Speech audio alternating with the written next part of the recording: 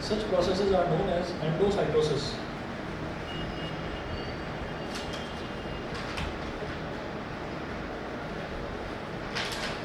Such processes are known as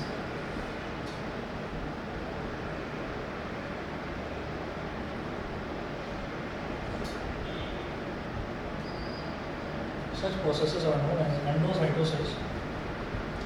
Amoeba acquires its food through such processes.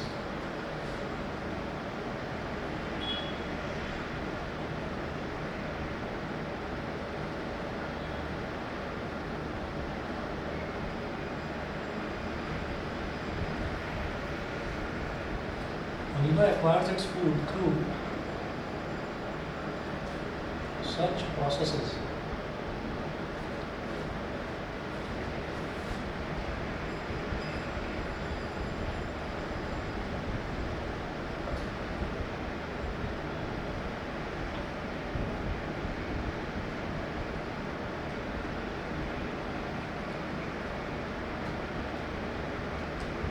ये amoeba है और मान लीजिए कि इधर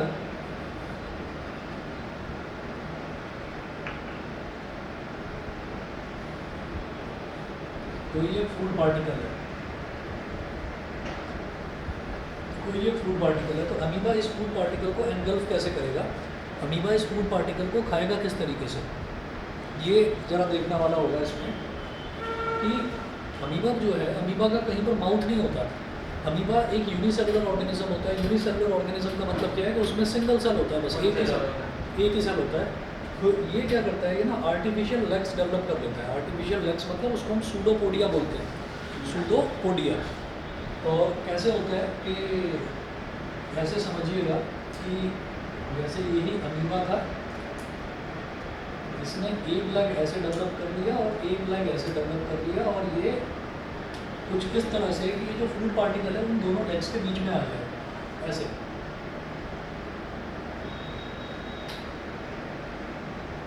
दोनों लेग्स के बीच में आ जाए।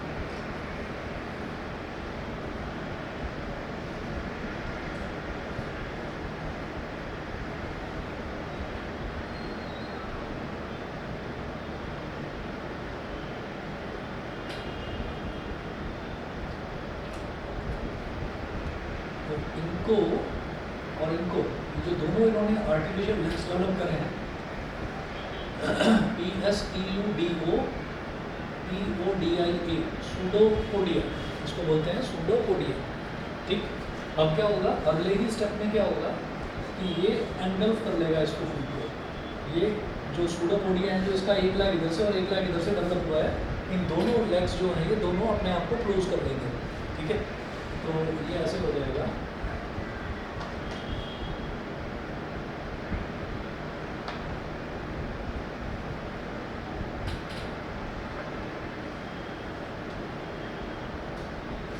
अच्छा, ये जो हम दिखा रहे हैं इसमें ये क्या है, ये न्यूक्लियस है, एक सेल का ही बना होता है, यूनिसेलुलर होता है, तो एक ही न्यूक्लियस होगा इसके अंदर। तो अब ये सर अमीबा के अंदर न्यूक्लियस है? हाँ, भाई अमीबा के अंदर ही तो न्यूक्लियस है, क्योंकि अमीबा एक सेल का बना हुआ है, सिंगल सेल है तो सिंगल न्यूक्लियस होगा बस। ठीक है, तो आप ये देखिएगा,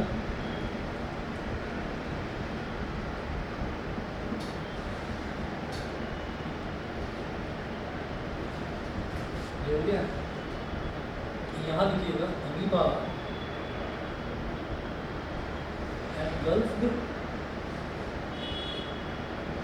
the food particle. Amoeba engulfed the food particle. Amoeba ने ये फूड पार्टिकल को जो है engulf कर लिया, खा लिया। ठीक है, तो ये किस वजह से खा पाया? क्योंकि जो बाहर की एक्सटीरियर कवरिंग है वो क्या है, वो सेल मेम्ब्रेन है, प्लाज्मा मेम्ब्रेन है। वो प्लाज्मा मेम्ब्रेन एक फ्लेक्सिबल मटेरियल का बना हुआ है, और फ्लेक्सिबल मटेरियल का होने की वजह से क्या होता है कि वो अपना इसको मतलब स्ट्रेच करा जा सकता है, इसकी सरफेस को। इसकी सरफेस यहाँ से इधर से इलांगेट हो गई। इलांगेट होने के बाद में जो ये दो आर्टिफिशियल लेग टाइप स्ट्रक्चर्स निकले, इनको हमने सूडोपोडिया बोल दिया। ये ऐसे डेवलप हुए, ऐसे डेवलप होने के बाद में फिर ये बाद में क्लोज हो जाते हैं, मतलब ये पूरे फूड पार्टिकल को अपने अंदर एंगल्फ कर लेते हैं। एनगल्फ करने के बाद में फिर एंजाइम्स की हेल्प से डाइजेशन हो जाता है और फिर अमीबा का साइज थोड़ा सा बढ़ जाता है। क्यों बढ़ जाता है? क्योंकि उसको न्यूट्रिशन मिल गया, न्यूट्रिशन मिला तो ग्रोथ हुई उसकी, ठीक है। तो इस प्रोसेस को, ऐसे जो प्रोसेसेस हैं जिसमें सेल मेम्ब्रेन की जो फ्लेक्सिबिलिटी है, उस फ्लेक्सिबिलिटी की वजह से फूड पार्टिकल एनगल्फ कर लिया जाता है, ऐसे प्रोसेस को बोलते हैं एंडोसाइटोसिस। इसको अंडरलाइन करिएगा, endocytosis. The plasma membrane is flexible and is build up of organic molecules called lipids and proteins. तो ये भी याद रखिएगा कि प्लाज्मा मेम्ब्रेन जो है वो फ्लेक्सिबल पार्टिकल से बनता है, और फ्लेक्सिबल जो ऑर्गेनिक मॉलिक्यूल्स होते हैं वो किन से बनता है? लिपिड्स और प्रोटीन से बनता है। ये याद रखिएगा, जो हमारा सेल मेम्ब्रेन है वो लिपिड्स और प्रोटीन्स की हेल्प से बनता है। The flexibility of the cell membrane also enables the cell to engulf in food and other material from its external environment. उसका एग्जाम्पल हमने देखा अमीबा। तो अमीबा जो है वो उसकी फ्लेक्सिबिलिटी की वजह से, सेल मेम्ब्रेन की फ्लेक्सिबिलिटी की वजह से ही अमीबा जो है सूडोपोडिया यानी कि आर्टिफिशियल लेग्स डेवलप कर पाया, और डेवलप करने के साथ ही उनकी वजह से उसने फूड पार्टिकल को अंदर एनगल्फ कर दिया। इस प्रोसेस को हम क्या बोलते हैं? Cytosis, endocytosis. और ये वाला जो प्रोसेस है ये अमीबा का हमने दिखाया कि how amoeba engulf food particles inside it. ठीक है, हाँ निखिल बताओ।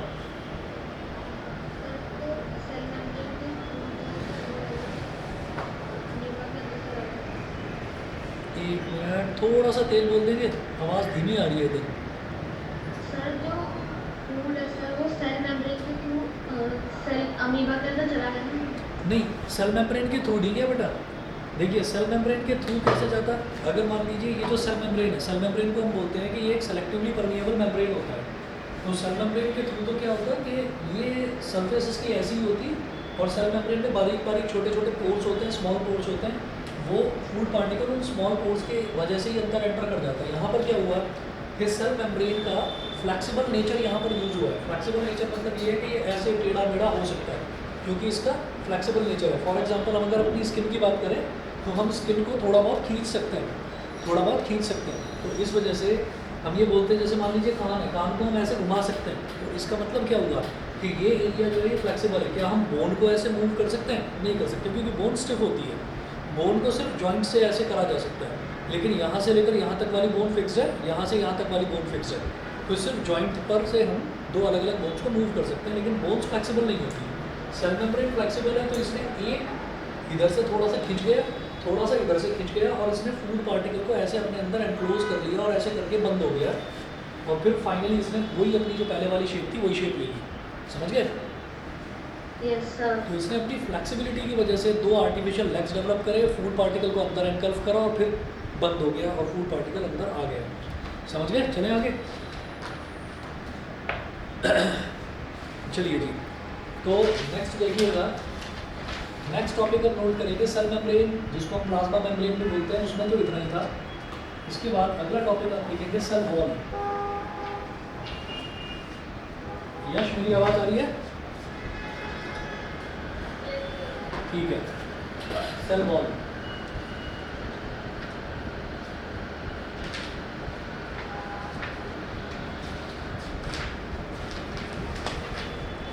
हम ये जानते हैं कि जितना भी जो भी कोई सेल होता है, तो सेल की जो एक्सटर्नल कवरिंग होती है, आउटर मोस्ट जो लेयर होती है, वो लिपिड्स और प्रोटीन्स की बनी हुई होती है, और उस आउटर मोस्ट लेयर को ही हम सेल मेम्ब्रेन बोल देते हैं।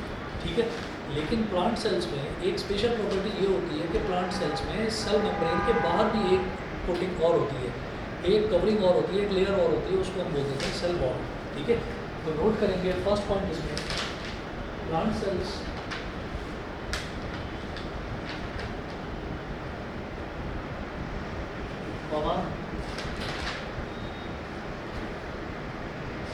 in addition, plant cells, in addition to the plasma membrane, plant cells, in addition to the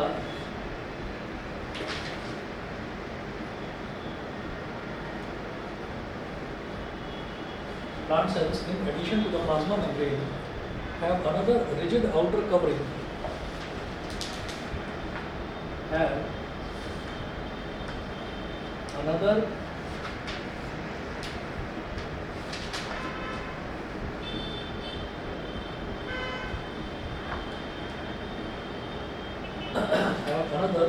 rigid outer covering called the cell wall. Have another rigid outer covering called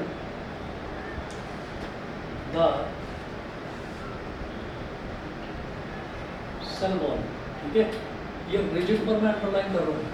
जो cell wall होती है, cell membrane flexible होता है, cell membrane flexible होता है यानी कि उसको मोड़ा जाता है, मोड़ा जा सकता है, घुमाया जा सकता है. लेकिन जो सेल वॉल होती है, सेल वॉल होती है रिजिड. तो फ्लेक्सिबल का अपोजिट होता है रिजिड, यानी कि anything which is stiff, anything which is hard, जो बहुत हार्ड है, जिसको मूव नहीं कर सकते, उसको बोल देते हैं रिजिड. नेक्स्ट पॉइंट लिखेंगे, the cell wall lies outside the plasma membrane.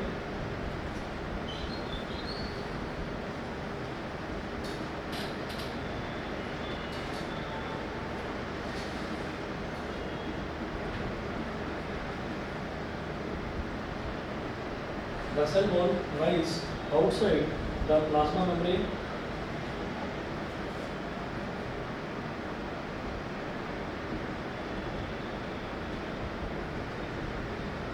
Lies outside the plasma membrane. Full stop. The plant cell wall is mainly composed of cellulose. The plant cell wall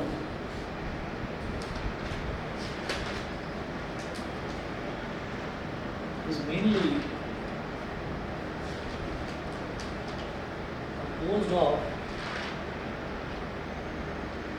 cellulose. Underline strategies to be.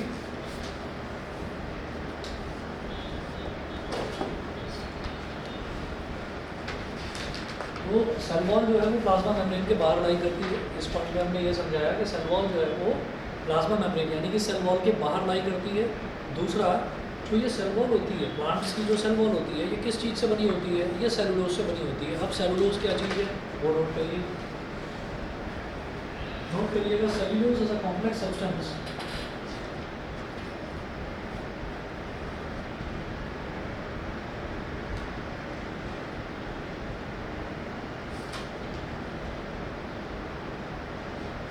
cellulose is a complex substance and provides structural strength to plants and provides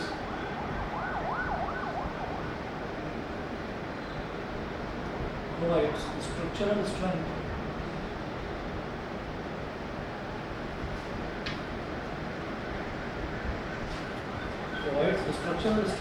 to plants.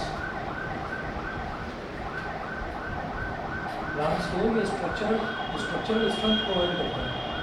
तभी तो plants जो हैं वो बिल्कुल straight खड़े रहते हैं, बिल्कुल मजबूती के साथ, गिरते नहीं हैं.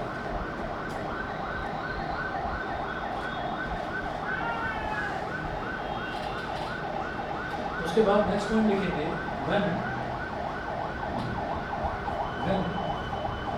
a living plant cell loses water through osmosis,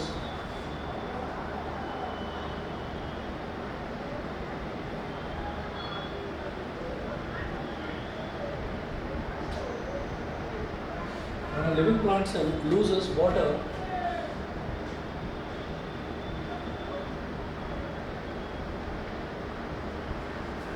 through osmosis, when a living plant cell loses water through osmosis,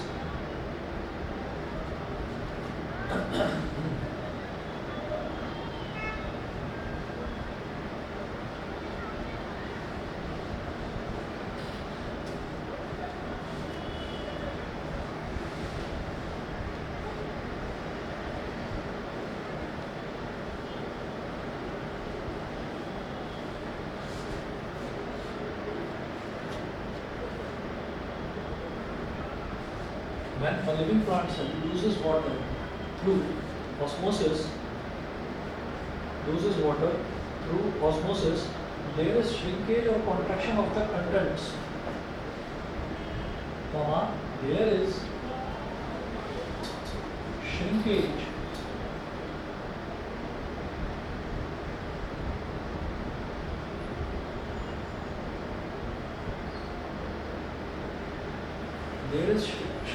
or contraction of the contents of the cell. Shrinkage or contraction of the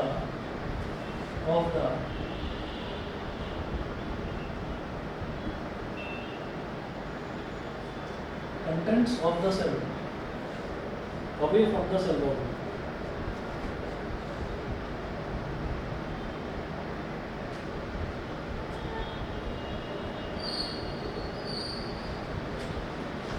Away from the cell wall. Away from the cell wall. This phenomena is known as plasmolysis.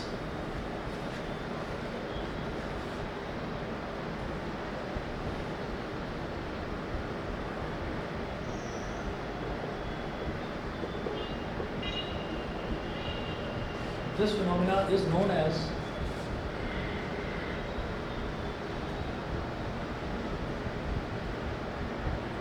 Plasmolysis. ठीक है, तो जरा देखिएगा इसमें क्या देखा हमने कि पहली चीज़ तो ये है कि प्लांट सेल्स जो है, प्लांट सेल्स में सिर्फ सेल मेम्ब्रेन नहीं होता, सेल मेम्ब्रेन के अलावा उसमें एक रिजिड आउटर कवरिंग भी होती है। उस रिजिड आउटर कवरिंग को हम बोल देते हैं सेल वॉल। पहली चीज़ तो ये। उसके अलावा फिर ये होता है कि जो सेल वॉल है, cell wall lies outside the plasma membrane. और जो सेल वॉल होती है, जो प्लांट्स की जो सेल वॉल होती है, वो किससे बनी होती है? वो सेल्यूलोज से बनी होती है। अब सेल्यूलोज क्या होता है? सेल्यूलोज एक कॉम्प्लेक्स सब्सटेंस होता है जो कि प्लांट्स को जो रिजिड स्ट्रक्चरल स्ट्रेंथ प्रोवाइड कराता है, ताकि प्लांट्स जो है मजबूती के साथ खड़े रहें। ठीक है, तो it provide rigid structural strength to plants. अच्छा, मैंने लिविंग प्लांट सेल, अब जो लिविंग प्लांट सेल है, जब वो पानी लूज़ करता है, जब वो पानी छोड़ता है, तो पानी जब कोई चीज़ लूज़ करती है, तो जैसे हमने ग्रेप का एग्जांपल लिया था कि ग्रेप जब पानी लूज़ करता है बिकॉज ऑफ ऑस्मोसिस, तो जब वो पानी लूज़ करता है, तो पानी लूज़ करने के बाद ग्रेप क्या होता है? ग्रेप जो है वो श्रिंक कर जाता है, यानी कि सिकुड़ जाता है। तो जब ग्रेप सिकुड़ता है, तो इस प्रोसेस को हमने क्या बोल दिया? श्रिंकेज हो गया उसका। श्रिंक करना हो गया या कॉन्ट्रैक्शन हो गया। कॉन्ट्रैक्शन का मतलब भी सिकुड़ना होता है। तो हम ये कहते हैं कि ऐसे में जो सेल वॉल है, सेल वॉल के जो कंटेंट्स हैं, वो सेल वॉल से थोड़ा दूर जाने लगते हैं। और इस प्रोसेस को जब वो सिकुड़ता है, सेल वॉल जब सिकुड़ता है, इस प्रोसेस को हम बोल देते हैं प्लाज्मोलाइसिस। प्लाज्मोलाइसिस, ठीक है, समझ गए जी? क्लियर है? मैं दोबारा बता रहा हूँ कि जब भी कोई लिविंग प्लांट सेल होता है, तो लिविंग प्लांट सेल जब भी वाटर लूज़ करता है, तो वाटर लूज़ करने पर क्या होता है कि वो जो सेल है वो सिकुड़ने लगता है, श्रिंक हो जाता है, कॉन्ट्रैक्ट हो जाता है। तो हम ये कहते हैं कि जब भी कॉन्ट्रैक्ट होता है वो, तो उसमें सिर्फ और सिर्फ वाटर ही नहीं लूज़ होता, वाटर के साथ साथ कुछ सेल के और कंटेंट्स भी लूज़ हो जाते हैं। जब वो सेल के कुछ और कंटेंट्स भी चले जाते हैं, तो इसी प्रोसेस को हम प्लाज्मोलाइसिस बोल देते हैं। ये होता है, क्लियर है? चलिए, इसके बाद उसके बाद फिर हम बात करेंगे कि जैसे हमने सेल मेम्ब्रेन की बात करी थी, तो सेल मेम्ब्रेन को हम ये बोल रहे थे कि सेल मेम्ब्रेन क्या होता है? Cell membrane is a selectively permeable membrane. तो क्या सेल वॉल में भी ऐसे ही कुछ होता है? क्या सेलेक्टिवली परमिएबल मेम्ब्रेन मतलब किसी चीज़ को अंदर आने देता है और किसी को नहीं आने देता? तो अब जरा इसके बारे में देखते हैं। नेक्स्ट पॉइंट नोट करेंगे आप सेल वॉल में। नेक्स्ट पॉइंट नोट कीजिएगा, cell walls permit the cells of plants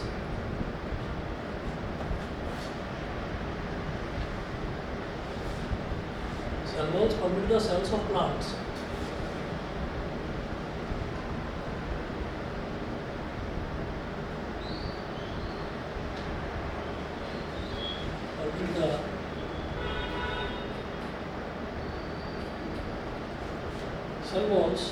permit the cells of plants, fungi and bacteria, fungi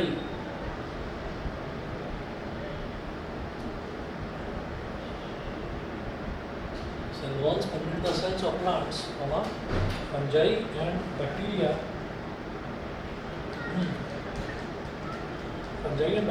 to withstand very dilute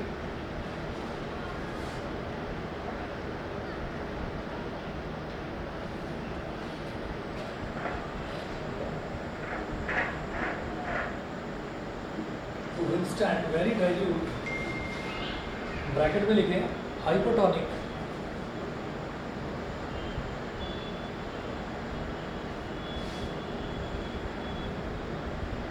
एक मिनट वेट करें भी please.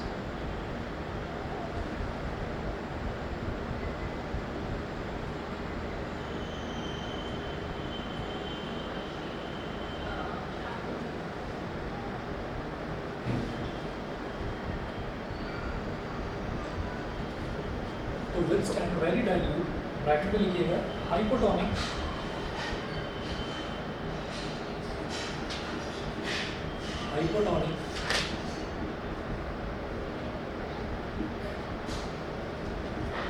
external media without bursting.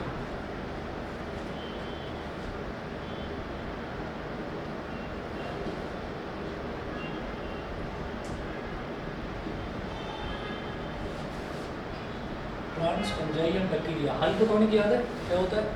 Hypotonic media.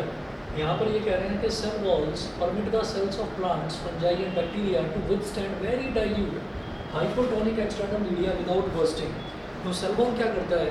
Cell wall जो है वो hypotonic media जो होता है, hypotonic media का मतलब क्या है? आप ये देखिएगा कि कोई पौधा है, उस पौधे को पानी नहीं मिल पा रहा है, तो पौधा जो है काफ़ी सिकुड़ गया है, काफ़ी श्रिंक हो गया, कॉन्ट्रैक्ट हो गया है, क्योंकि उसको पानी मिल नहीं पा रहा है। अब हमने क्या करा कि अब हमने उसको थोड़ा थोड़ा पानी देना शुरू करा। तो जब हमने पानी देना शुरू करा तो वो जाता कैसे है? वो रूट्स के थ्रू जाता है। तो जैसे वो रूट्स के थ्रू जाता है तो रूट्स जो है, रूट्स पर भी तो एक्सटर्नल कवरिंग जो है वो सेल वॉल की होती है ना। तो वो जो सेल वॉल है, सेल वॉल क्या करता है कि वो पानी के मतलब पानी को जो है पानी को आने को अलाउ कर देता है। और जब वो अलाउ करता है तो धीरे धीरे जो सेल्स हैं, सेल्स जो है वो स्वेलअप होने शुरू हो जाते हैं। तो हाइपोटोनिक सॉल्यूशन वही है जहाँ पर सेल के अंदर जो कंसंट्रेशन है वाटर का वो कम होता है और सेल के बाहर जो है वो पानी का कंसंट्रेशन ज़्यादा होता है। तो जो पानी है वो ज़्यादा से कहाँ आएगा? कम की तरफ आएगा। तो इसका मतलब जो प्लांट्स हैं वो प्लांट्स जो है वो ग्रोथ शुरू करते हैं। मतलब आप प्लांट्स के ऊपर अगर आप पानी डालेंगे तो वो सेल वॉल जो है, सेल वॉल पानी को अंदर आने देगा। ठीक है, तो वही चीज़ है यहाँ पर कि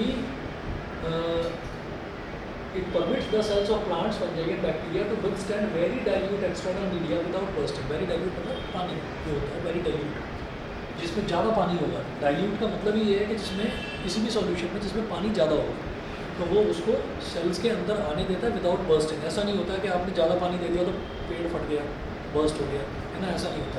ठीक है, विदाउट बर्स्टिंग उसको अलाउ करता है। उसके बाद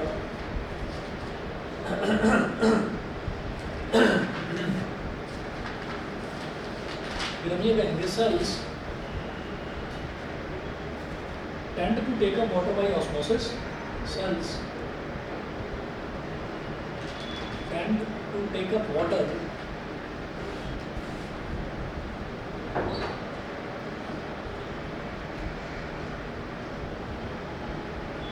cells tend to take up water by osmosis.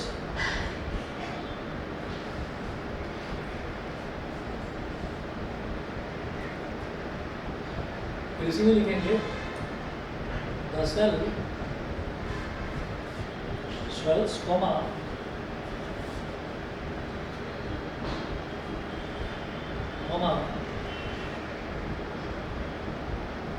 the cell swells, building up pressure against the cell wall, building up pressure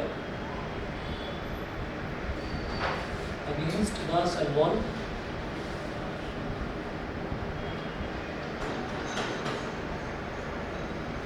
building up pressure against the cell wall. Full stop.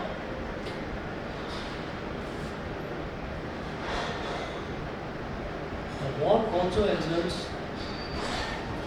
also exerts an equal pressure against the swollen cell. An equal pressure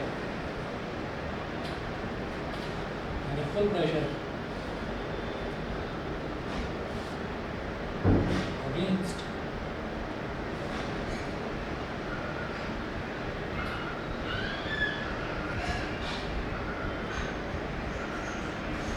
the swollen cell.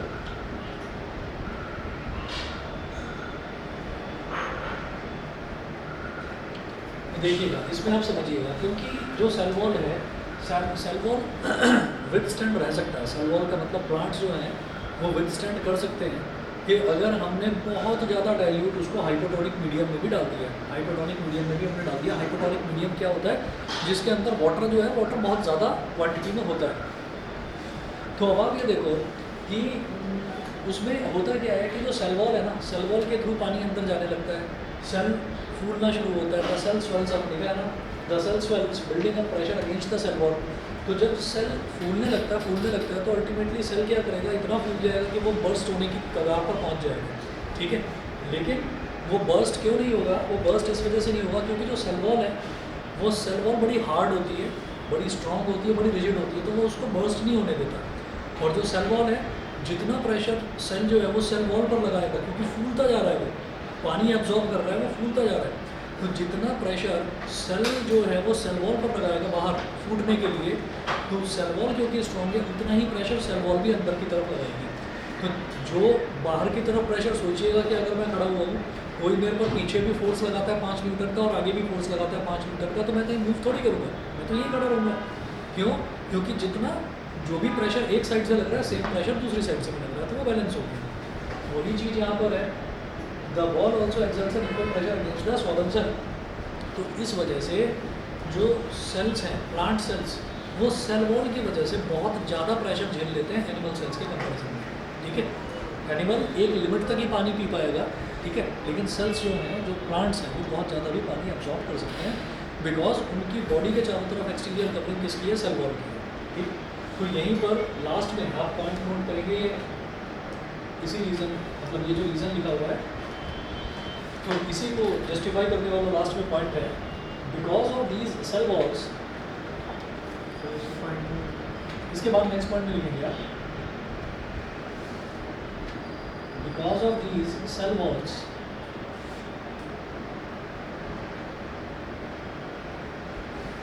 because of these cell walls, cells can withstand much greater changes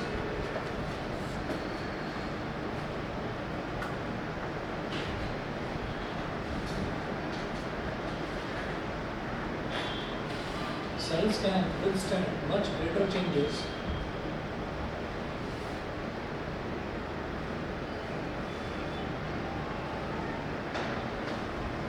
withstand much greater changes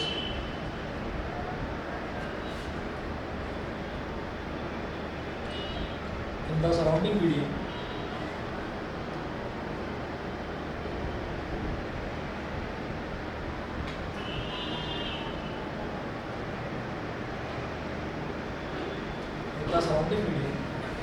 than animal cells.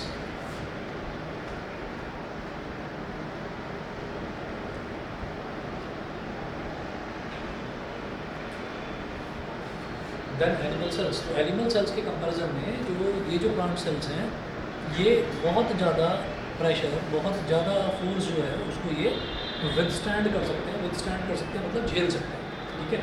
तो this was all about cell wall. उसके बाद next आप लिखेंगे, next जो हमारा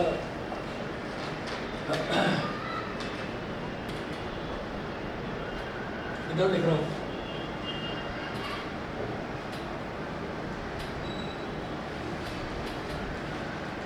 हम ये सारे के सारे सेल के अंदर के कंपोनेंट्स देख रहे हैं, जिनको हम बोलते हैं cell ऑर्गेनीज।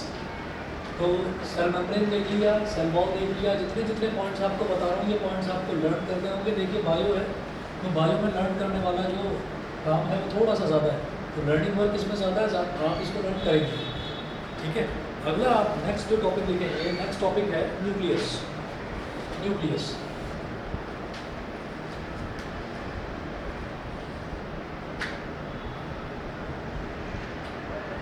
Nucleus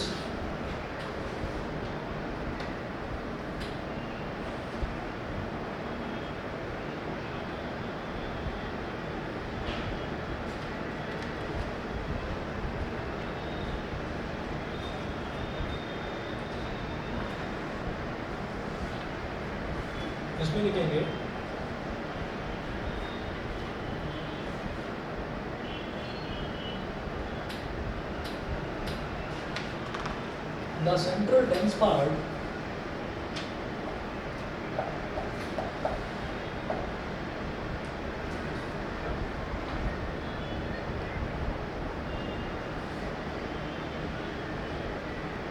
the central dense part of a cell is called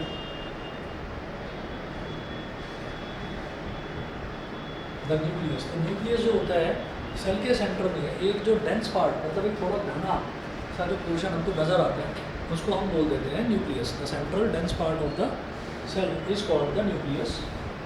next लिखेंगे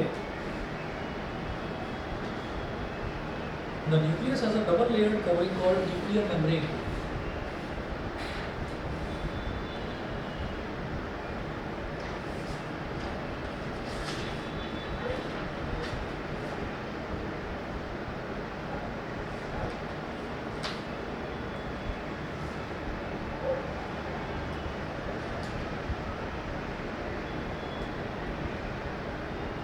The nucleus has a double layered covering called nuclear membrane. Called nuclear membrane.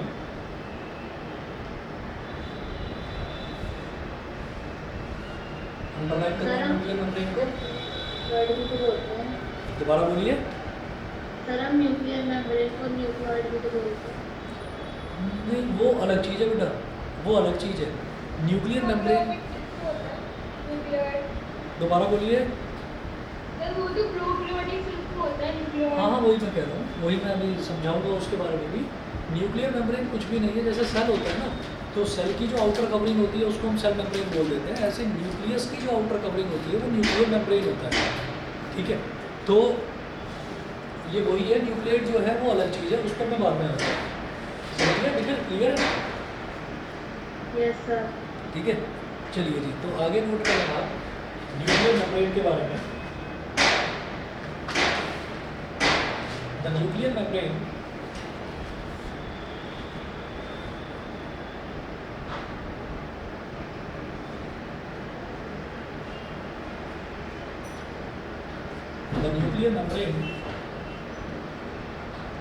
has pores which allow the transfer of material. The nuclear membrane has pores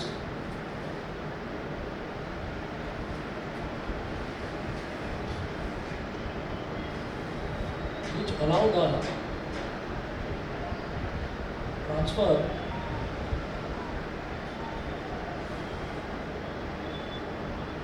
The nuclear membrane has pores which allow the transfer of material from inside the nucleus to outside, from inside the nucleus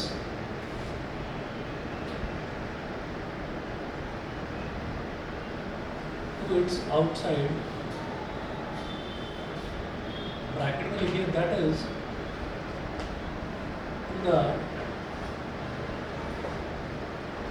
cytoplasm, that is to the cytoplasm. मतलब cell के centre में तो nucleus होता है, और जो nucleus है, nucleus के चारों तरफ जो भी सारी चीज़ें हैं ना, उन सबको हम क्या बोल देते हैं टुगेदर, उस सबको हम पूरे एरिया को साइटोप्लाज्म बोल देते हैं, cytoplasm.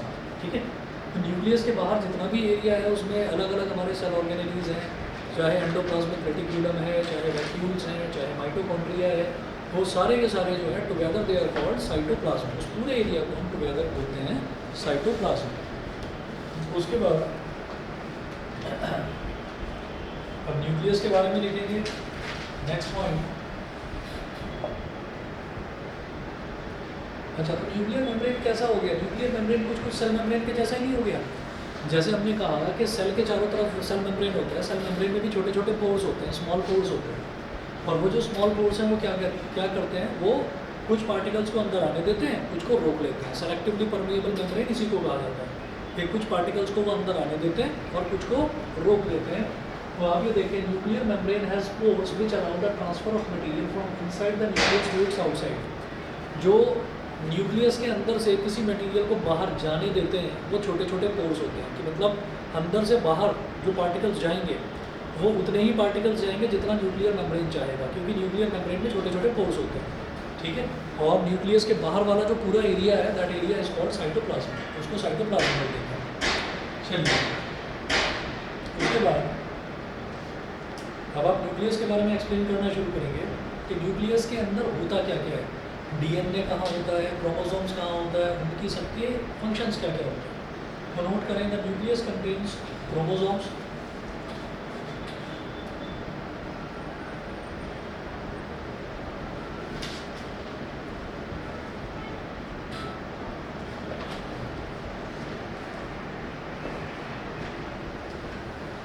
The nucleus contains chromosomes which are visible as rod-shaped structures.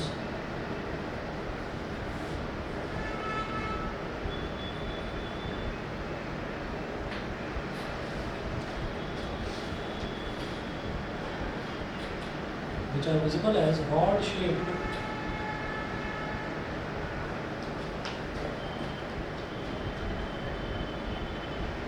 The nucleus contains chromosomes which are visible as rod-shaped structures only when the cell is about to divide.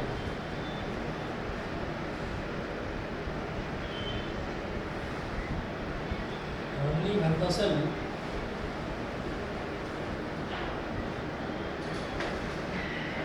is about to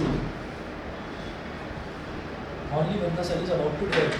जब cell जो है टूटने वाला होता है, divide होने वाला होता है जब सेल, तो उस टाइम हमको न्यूक्लियस के अंदर ना छोटे छोटे रॉड शेप मतलब छोटे छोटे रॉड शेप हमको स्ट्रक्चर्स नज़र आने लगते हैं।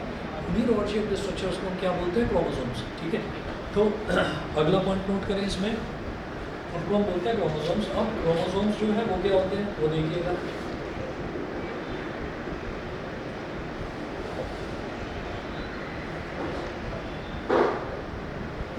क्रोमोसोम्स नोट के लिए वो क्या होते हैं, इसमें लिखेंगे क्रोमोसोम्स कंटेन इंफॉर्मेशन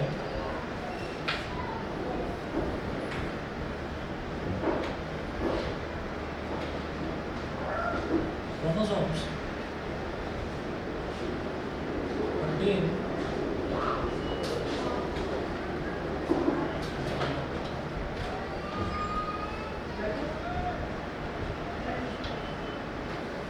क्रोमोसोम्स। हाँ बोलिए बेटा।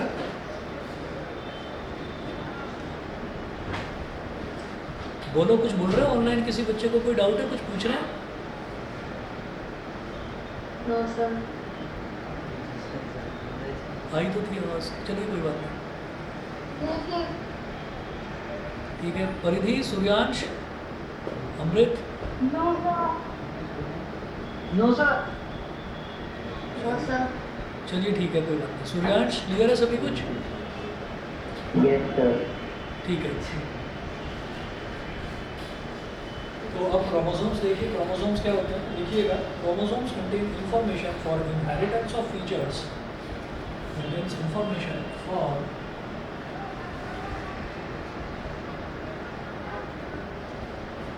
inheritance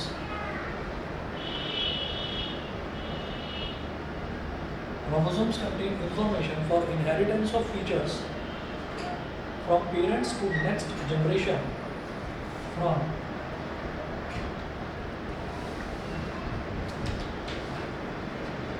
parents to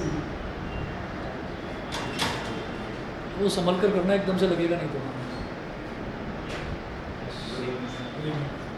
बारिश हो रही है अभी थोड़ी बहुत। From parents to next generation,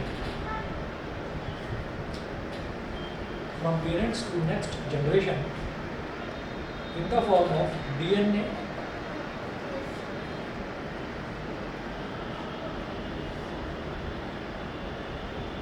in the form of DNA, यानी कि DNA का फुल फॉर्म होता है deoxyribo nucleic acid, डीऑक्सीरिबो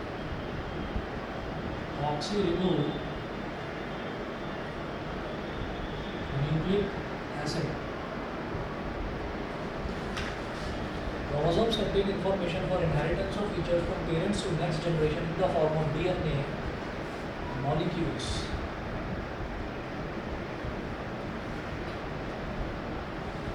In the form of DNA molecules.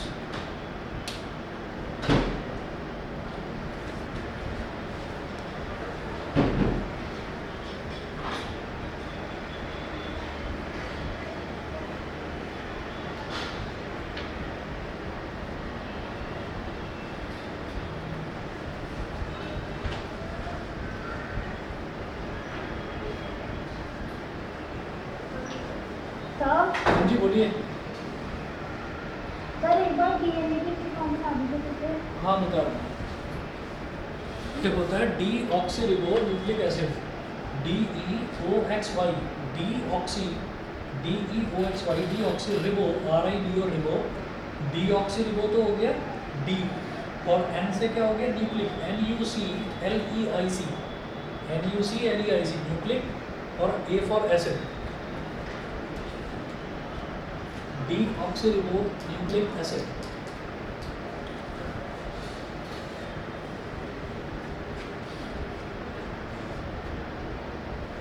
Chromosomes, This one. हाँ,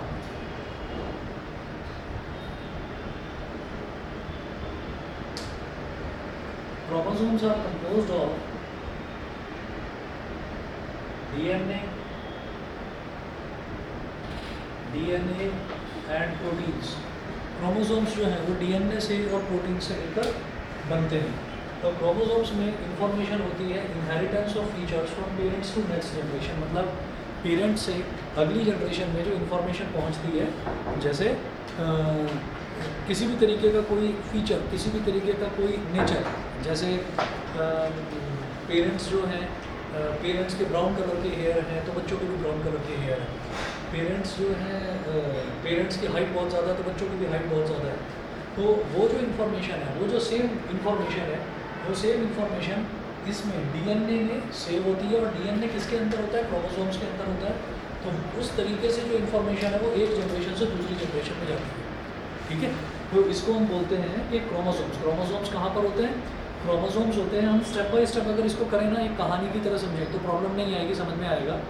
हमने सबसे पहले देखा न्यूक्लियस, तो न्यूक्लियस में हमने ये कहा कि न्यूक्लियस जो है, न्यूक्लियस के चारों तरफ एक मेम्ब्रेन होता है, एक एक्सटर्नल कवरिंग होती है जिसको न्यूक्लियर मेम्ब्रेन कहा जाता है, और वो जो न्यूक्लियर मेम्ब्रेन है उसके अंदर स्मॉल पोर्स होते हैं which allow the particles to move out of the nucleus that is to the cytoplasm. फिर न्यूक्लियस के बाहर जाने के लिए वो अलाउ करता है कुछ सेलेक्टिवली कुछ पार्टिकल्स को। उसके बाद न्यूक्लियस जो है, न्यूक्लियस के अंदर क्या होता है, न्यूक्लियस के अंदर होते हैं क्रोमोसोम्स, और क्रोमोसोम्स जो हैं वो विजिबल कब होते हैं, वो कब दिखाई देते हैं, वो रॉड शेप्ड स्ट्रक्चर्स होते हैं, रॉड के जैसे स्ट्रक्चर होते हैं, और वो तभी दिखाई देते हैं when the cell is about to divide, जब सेल टूटने वाला होता है। फिर ये तो क्रोमोसोम्स हमको तब दिखाई देते हैं। अब क्रोमोसोम्स जो है, क्रोमोसोम्स में होता क्या है, क्रोमोसोम्स इज कंपोज्ड ऑफ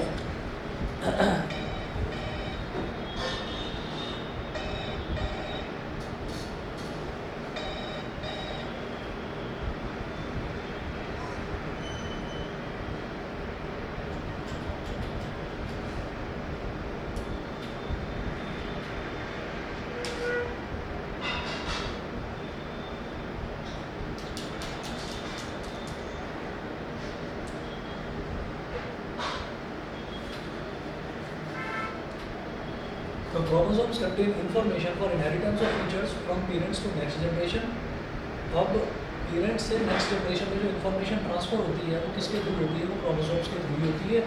और क्रोमोसोम्स के अंदर होता क्या है, डीएनए होता है और प्रोटीन्स बनाता है। Chromosomes are composed of DNA and proteins, ठीक है। इसके बाद अब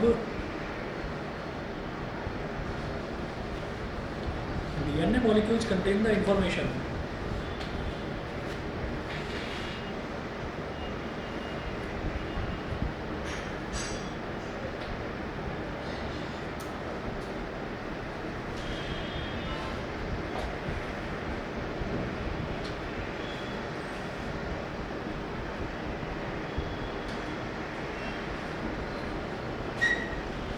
डीएनए मॉलिक्यूल्स संभाल कर पकड़ है ना, छूट जाएगा, पकड़ कर बंद करना उसको, नहीं तो बहुत जोर से लगेगा,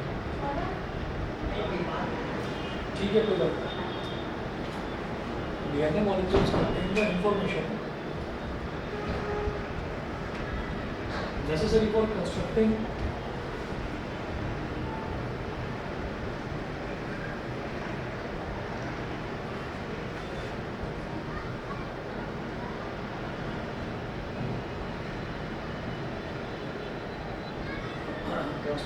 and organizing cells, ठीक है। इतना नोट करिए, बाकी नेक्स्ट क्लास में देखते हैं।